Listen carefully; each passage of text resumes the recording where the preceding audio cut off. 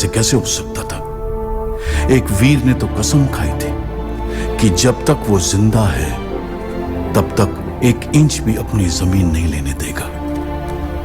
शायद नियति ने इसी दिन के लिए उसे महफूज रखा था।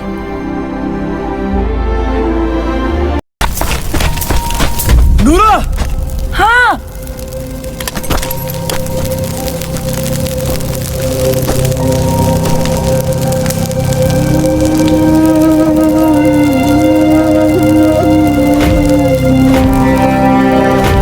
कैसे कर लेती हो ये सब?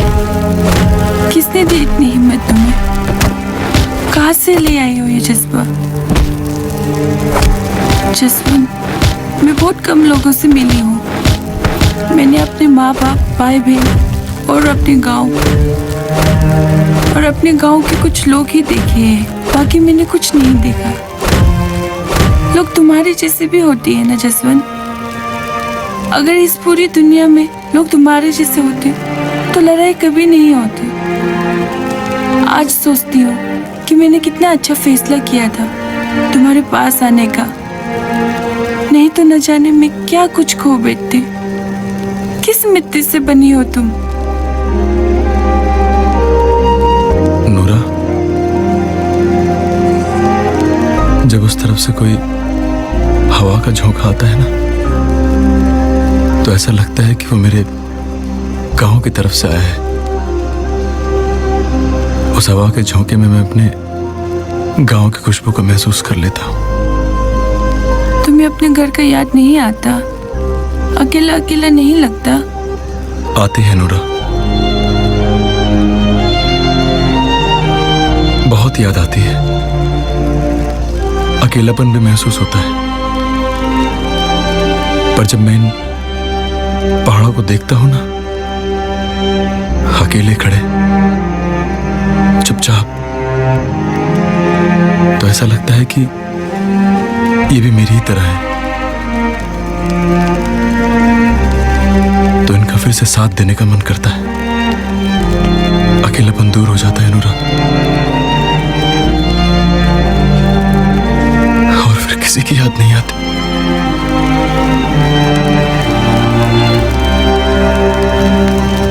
माँ की याद भी नहीं आती नूरा।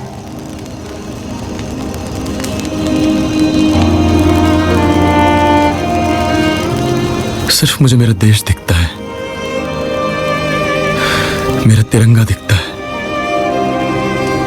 अच्छा, जब तुम चली जाओगी मेरी भी याद नहीं आएगी तुम्हें? पता नहीं नूरा, और तुझे? पता नहीं। नूरा, मैं सोना चाहता हूँ। आ जाओ।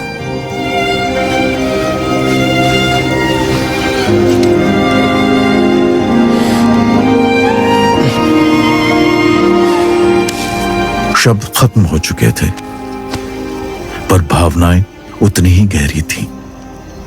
काली रात भी चुप थी उन दोनों की ही तरह। वो गहरी नींद सो चुका था, पर वो जाग रही थी।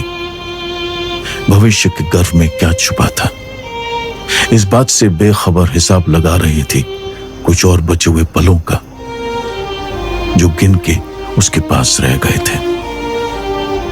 और उन्हीं पलों का गुणा भाग करते करते उसे भी नींद आ गई।